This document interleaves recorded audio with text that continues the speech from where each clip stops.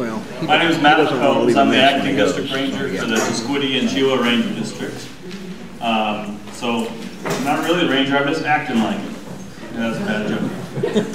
I'm originally from Colorado, off the White River National Forest of the Eagle Holy Cross Ranger District. I've been here for the last couple months on an acting ranger assignment for Lauren Stull, who's your district ranger who's been on maternity leave. She's nice enough to join us tonight. She's hiding in the back there. Lauren, could you just give a big wave? Hey, Lauren.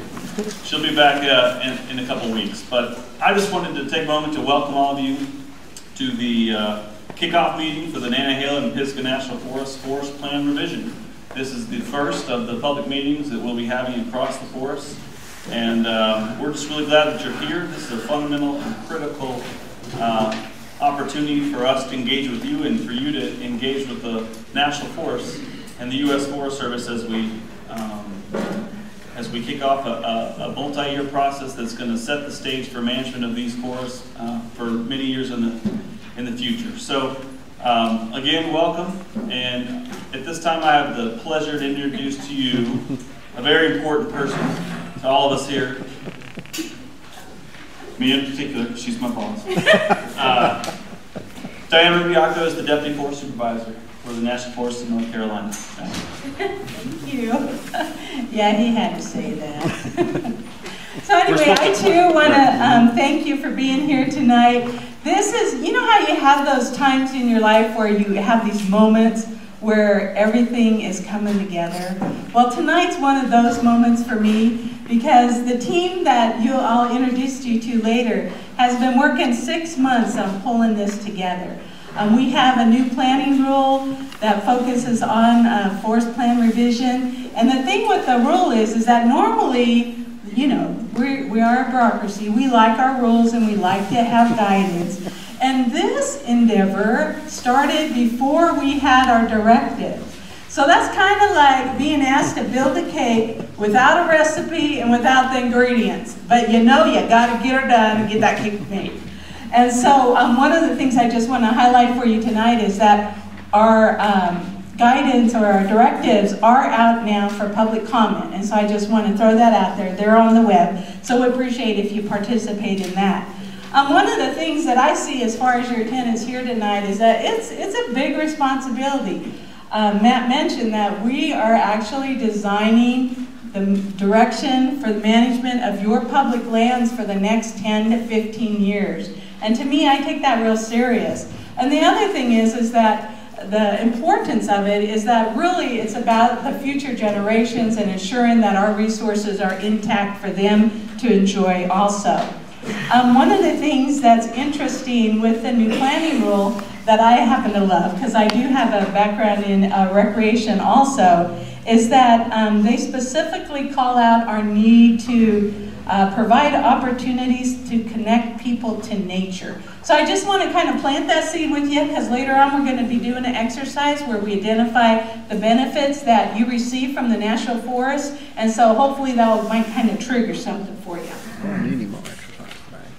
The other thing is with the new rule, now Ruth's going to go through all the details of it, but there's a couple of things that I really appreciate about the new rule, and one of them is that it's really our responsibility to be inclusive of underserved communities, inclusive of youth.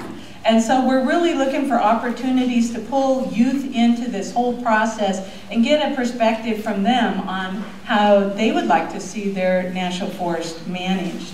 The other thing that you'll hear about periodically through this next 3 years is that we have a responsibility for ensuring that our recreational opportunities are fiscally sustainable.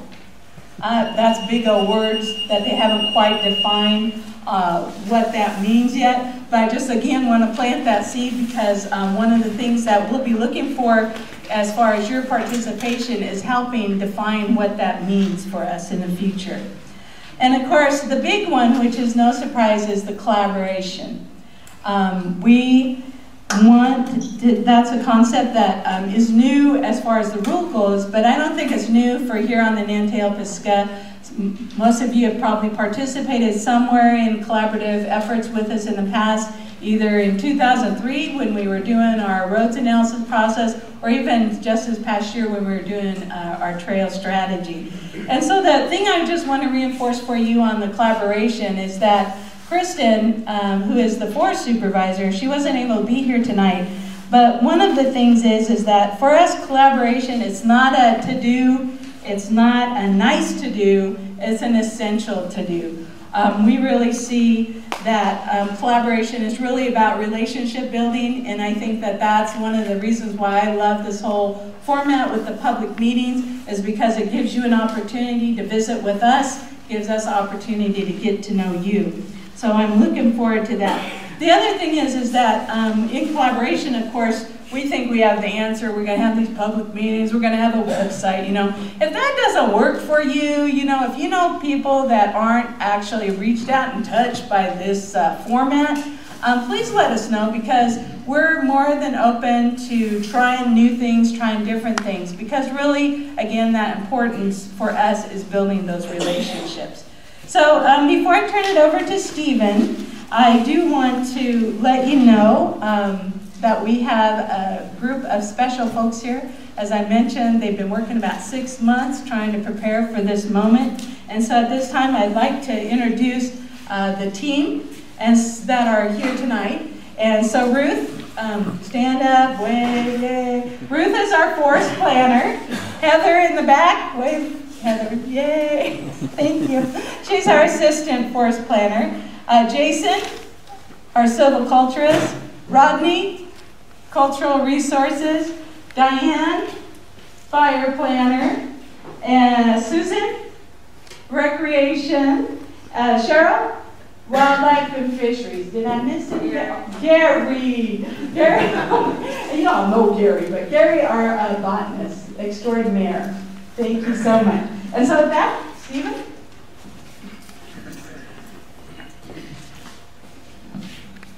Good evening, everybody. Thank you for coming. Appreciate it.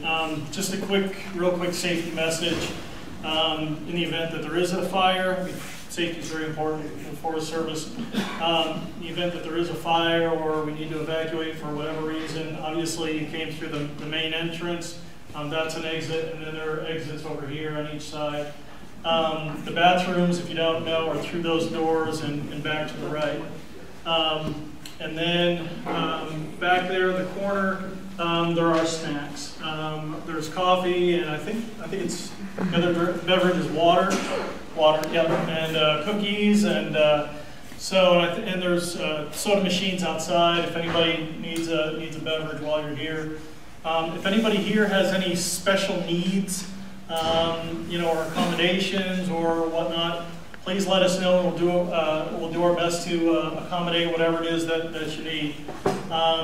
And if at any time you're having problems hearing or something like that, just raise your hand and ask folks to speak up. But knowing Ruth, I don't think you'll have a problem hearing. Not really have to use that microphone. But anyway, but I just want to thank you all for coming. You know, this is a very important effort, as Diane said. I mean, people have been working on this for months now. This is the kickoff meeting for plan revision. It's a very important effort. These are your forests. We want to make sure that your input is gathered and incorporated in this process. This is just the first step in a 3 to 4 year process, so it's very important, and we thank you very much for coming. And now I'll introduce Ruth Berner, the forest planner. Thank you. I've been on this forest since 1988, so some of you may remember me from the 1994 amendment process that we went through. And so I'm going to go through some slides here to familiarize you with our planning rule, our current forest plan, what we're going to do tonight, and what we're going to do throughout the planning process. So as you see this map up here, you can see the 18-county area that we consider the planning area for the Nantahala and Pisgah National Forest. The green that you see up there is Pisgah and Nantahala National Forest if it's in the 18-county area. The stuff to the north is in Tennessee on the Cherokee National Forest. The stuff to the south is on the Chattahoochee in Georgia, the green. So the 18-county area, there's that many million acres, 4,795,000 acres in those 18 counties. 82% of that is forest land, almost 4 million acres of that. Nantahala and Pisgah, a little over 1 million of those acres. So, you know, we're about 26% of the forest land in the 18-county area. And 22% of the overall county area is national forest. The land management plan that we have now is in place since 1987, but we made some major updates in 1994. And since then, we've done a number of smaller amendments, but now it's time to take a new look at the whole thing. What to expect tonight, you're going to hear about this planning process. We're going to tell you a little bit about what is in the current plan. We're going to get some ideas from you about some particular things that have to do with part of this planning process called the assessment.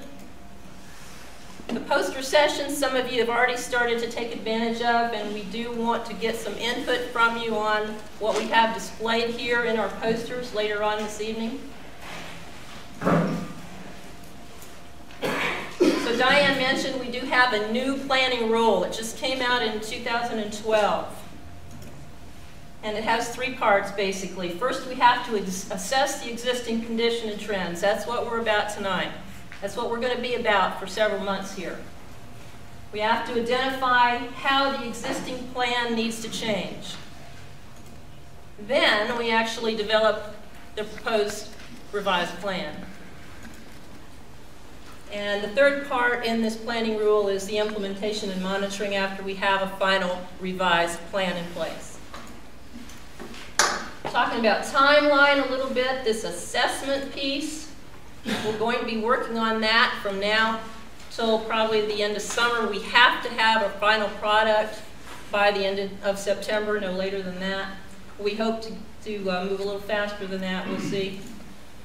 We'll be, from that assessment of the existing conditions on the landscape, we will work together to identify how the plan needs to change, doing that this summer.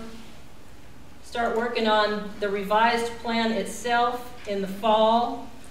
And once we get to the point where we have a revised proposed or draft plan, then the Forest Service folks are going to have to write an environmental impact statement to go out with it for comment.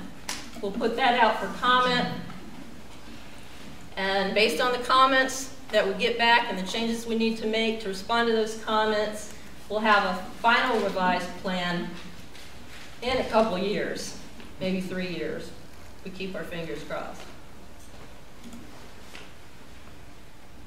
And it's, you know, as Diane mentioned, we have to work together on this. Otherwise, it won't succeed. Our final product, we want to be something that we can all live with, but that is also implementable. So the assessment. Assessing existing conditions and trends. Here's what the rule says. Assessments should rapidly evaluate existing information about relevant ecological, economic, and social conditions, trends, and sustainability, their relationship to the land management plan, and within the context of the larger landscape. We intend to have a report, an assessment report, done by the end of September. We hope to have a draft done in June, because not only will we have to look at it, but we also have to send it to Atlanta for them to look at it in our regional office and give us feedback. Sometimes they're harder than y'all. Okay, so what we're doing right now, we have meetings scheduled for every district where we have put together some initial information from data sources that we commonly have access to. And later on this evening, we want you to take a look at what we've put together so far. It's not everything, and it's already overwhelming. Does it make sense? Is it the right information? Is it relevant to managing the national forest? Do you have questions about what you see? Is there other data we should be using? What we are going to ask you to do later on is to actually write down some feedback on what you're seeing or things that you would like to see in this assessment report.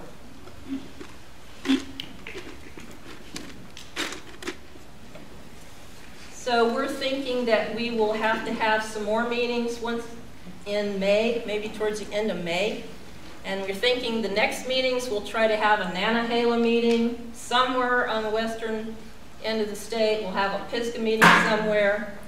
And at that point we hope to have a little bit, this information pulled together a little bit better so that we can actually look at what's going on in the National Forest based on our current plan. We're thinking we might have it like the last couple weeks of May, we'll have one of those meetings. We're also thinking another evening meeting like that, like this one. So, and then we get to the hard part. The hard part is going to be when we go to identify what needs to change in the current plan. For that, we're thinking we're going to have an all-day Saturday meeting in Asheville. We're even got a date we're going to look at right now, which is July 20th. And we know not everybody's going to be able to make that, so we may be able to have some other ways for people to interact with that process through the internet. We'll just have to see what we need to do. But it's important that, you know, we're going to every district, but eventually people from all the districts are going to have to start talking to each other. Don't see any way around that. And, you know, we'll just have to work out together how we're actually going to develop the components that will go into the revised plan. Probably we'll go back out to the districts again and, you know, have a combination of meetings on the districts and meetings with the forest together as we progress. So, once again, once we get that draft plan created, next fall, winter-ish, and then the Forest Service will start writing the draft environmental impact statement over the spring and summer of next year. Once we get comments back on the draft, we'll have to get back together and look at those comments together to see what changes we need to make. And then the Forest Service will have to go back and write some more, have to write the final environmental impact statement and put the plan in the format that the agency wants it to be in. And I hope I got these years right. I have a hard time thinking that far ahead. So once again, how we change this plan is going to be based on these things we come up with, identifying the need for change. And to know what we need to change, we need to know a little bit about what's in there now. We'll find out a lot more later on in this process about what's in this current plan. But just briefly, the concepts behind the structure of this plan. Up until 1987, we worked on what were called unit plans. They might have been like watershed plans, and I was not here then, so I don't know how they did it. But basically, they talked about the road system, talked about the harvesting and other things that would take place in the watershed. Then we had the National Forest Management Act that passed, said you had to have a forest-wide land use plan, and so we came out with one in 1987. And so what it actually did was it divided the forest into what we call management areas, each with a different mix of multiple uses in management direction.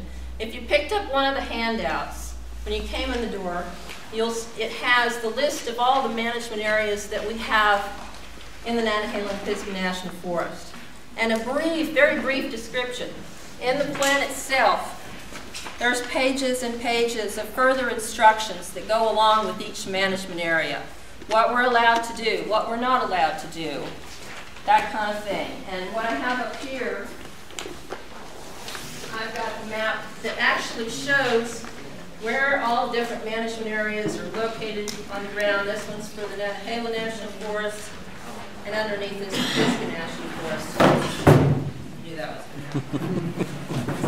These things are really nice because they're lightweight, but don't ever go out in a windstorm with them.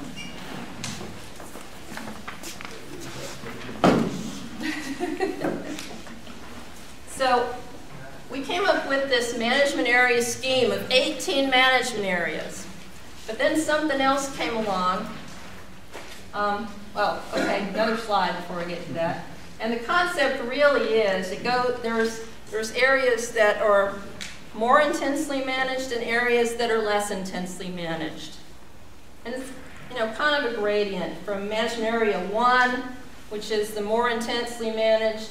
Timber management is likely more roads, more people. When you get over to management area 7, which is our wilderness areas, then you're going to have no timber management, fewer roads, fewer people.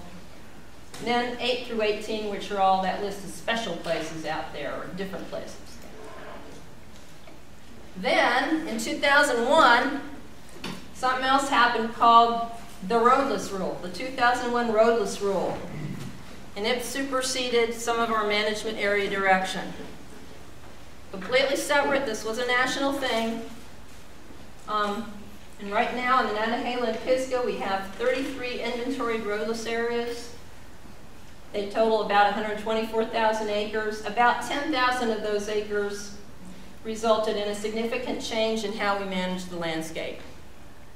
The rest of that 124,000 acres, we were not managing very differently from what the inventoried roadless rule called for us to do.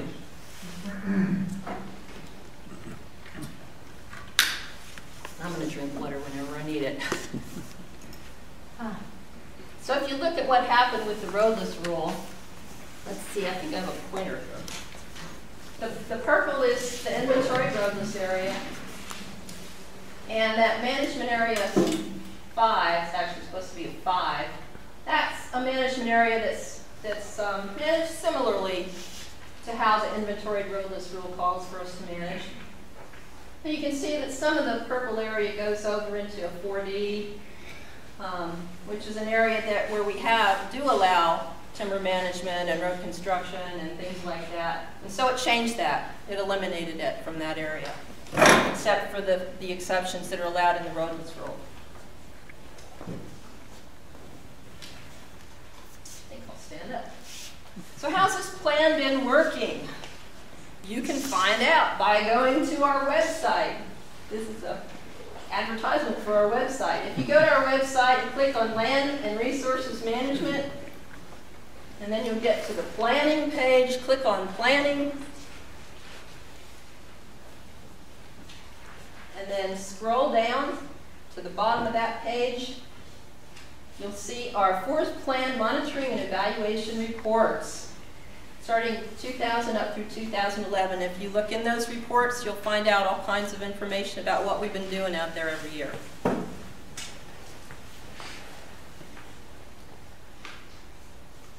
Any questions so far? The specific areas after 1 to 7, would you show that slide again? Oh, okay. 8 through 18? Yeah, they're on the handout. Did you get one of the handouts? They're listed on that handout.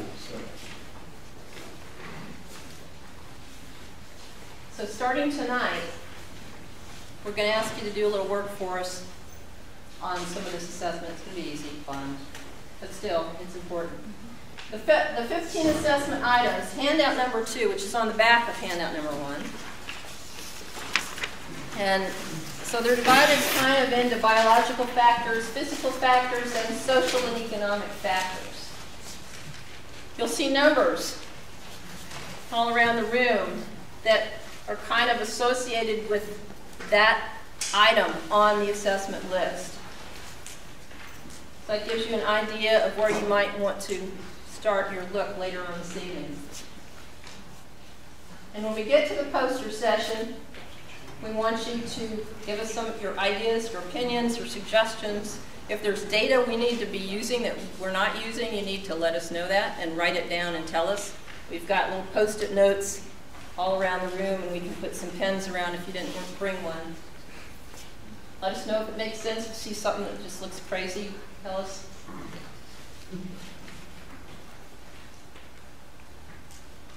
We kind of had a dry run for each other Friday before we came out here. We were finding lots of stuff that we were writing on other people's posters that they should change. So, but what we want to do tonight, before we do that, first thing we need to do is we want you to help us with, there's not anything around here that says item number 7. Item number 7, which is benefits people obtain from the National Forest System planning area. We're going to have a little exercise where we want you to tell us what we should consider when we talk about that assessment item.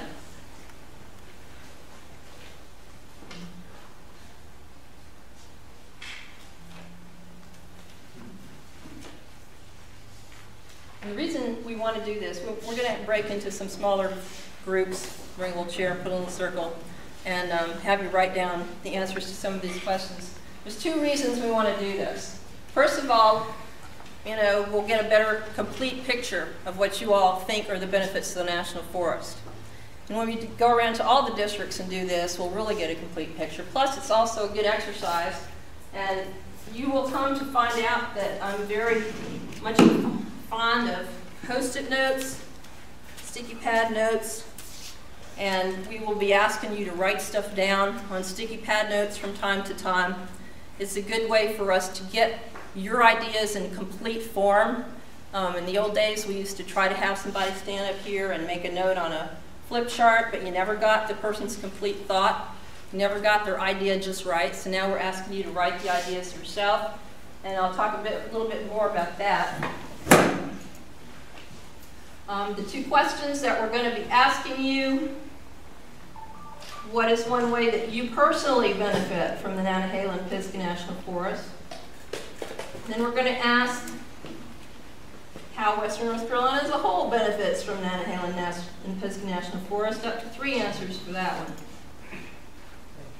We're going to ask everybody to record their opinions individually on separate sticky pad sheets. We're going to ask you to share those aloud within your group. And we're going to ask you to put them on the wall so that we can put them in our record. And then what happens? When we get the responses from all 6 of the district meetings, we'll be transcribing them. So please try to write legibly.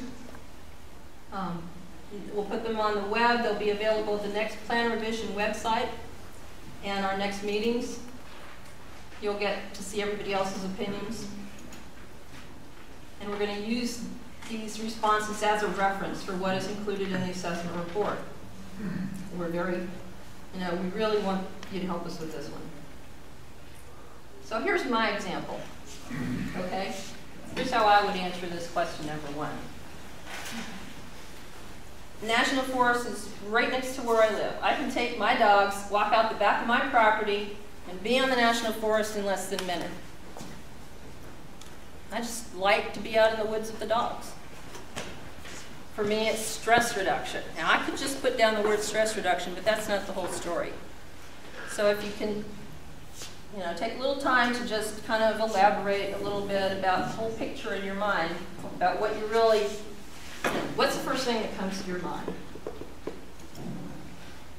And for this question number 2 about how does Western North Carolina benefit, well, you can just write down whatever. A couple words is enough. It doesn't have to be a lot. But one idea on each Post-it note.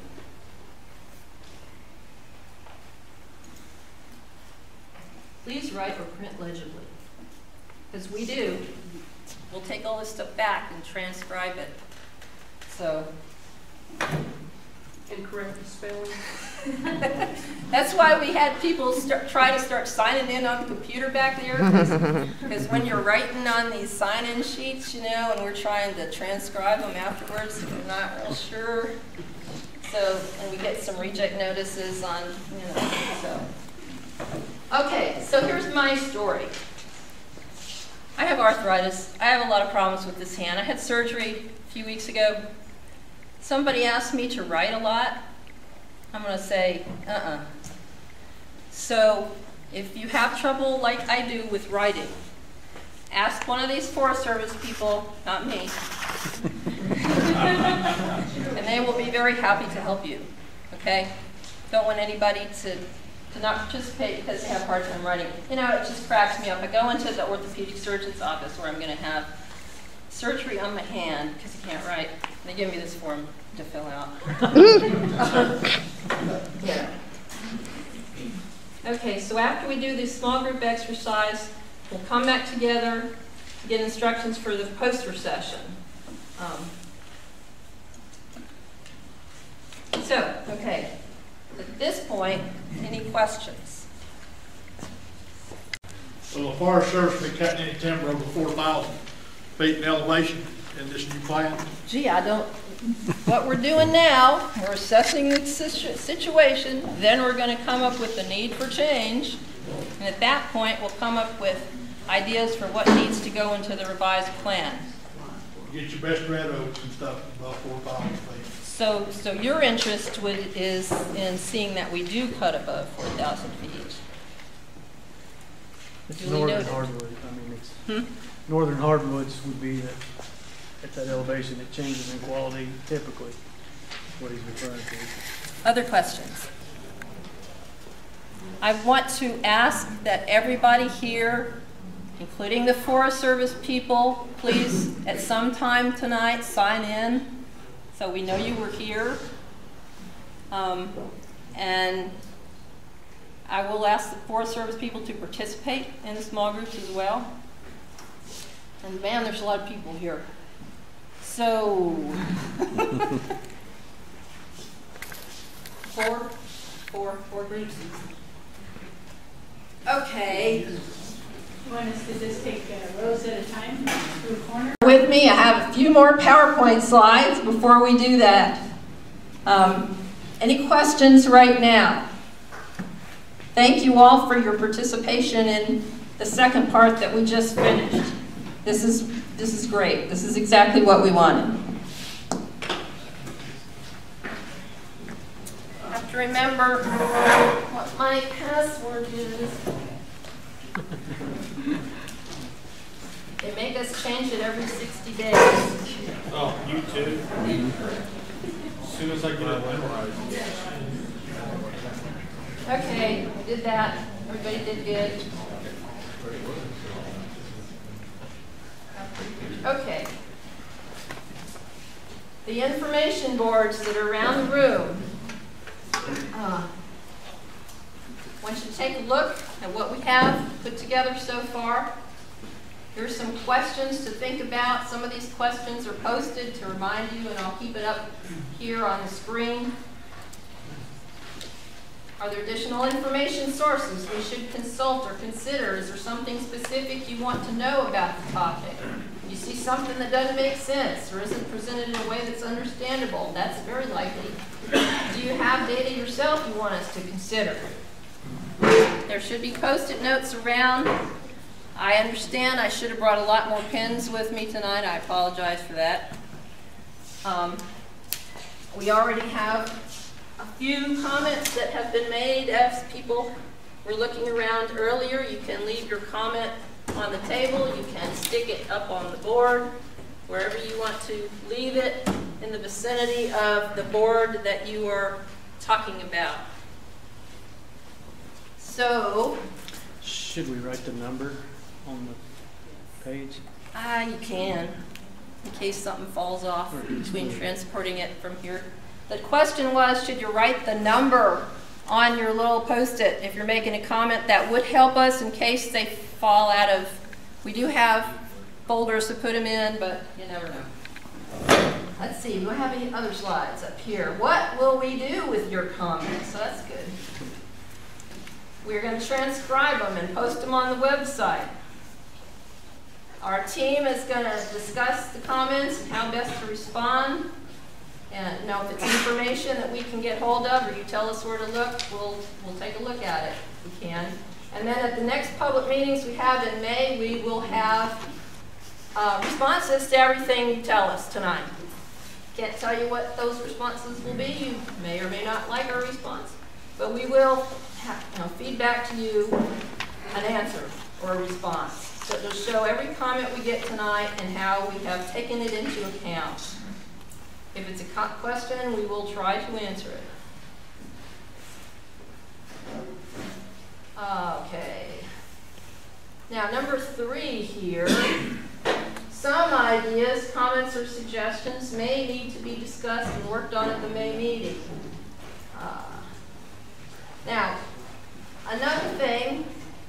Now, this points out if you have an email address, please give it to us.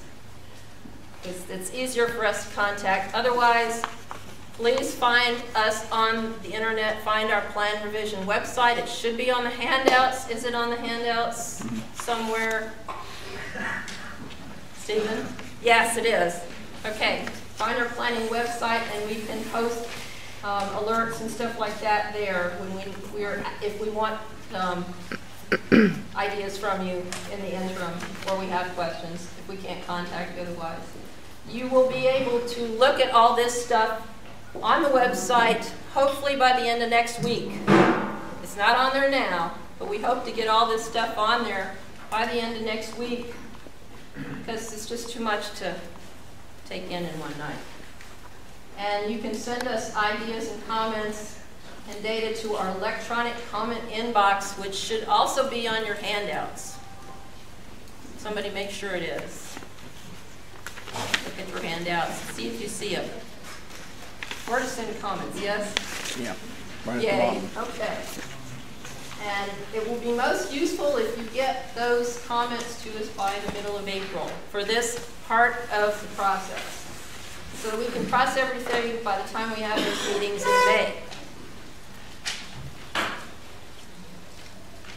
So, if something happens between now and May and we realize that we need to get some more input on something, I don't know what yet, we'll post a note on the notice on the plan revision webpage. We'll try to send electronic notifications to people who have email addresses. So if you don't have an email address on file with us, please check the plan revision webpage periodically for updates. Try to give us an email address if you can. Okay, now we're getting to the poster session part, and we've got plenty of time. We've got an hour and a half left. So you can spend as much time as you need to look at the things here in the room tonight and give us your feedback and ask your questions and point us to information that we may not have considered so far. You've got a lot of the Forest Service people who have been working on this information that will be able to tell you if they're already thinking about that information or not or whatever. But definitely write it down on the Post-it notes so that we can make sure we get it in the record and respond to it. Questions? Yes. At what point in the meeting process or in the series of meetings will there be an opportunity for people from the public to just get up and address the audience? Will there be a time tonight or in future meetings? You know, we haven't worked that out yet. That's part of the thing where we say at some point we all are going to have to figure it out together. And you're welcome to write that down. Okay? So that we think about it. Other questions? How are you really going to know what the people want to find out from y'all if we don't have a questionnaire to fill out? Answering the questions you put on the board don't necessarily say that's how we feel about it. That was a simple two questions. Okay, so your concern is that... My concern is that you hear the people that's involved. Okay. They have never listened to us in the pipe, and I don't feel do anything. I hate to be...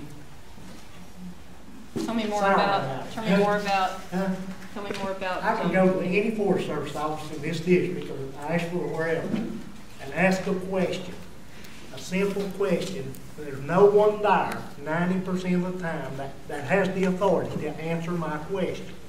Whether it be timber management, road use, about gates being closed or open, 90% of the time, nobody has the authority to answer a question for me, or can. They say, well, we'll have to contact the ice workers, or we'll have to call Atlantis.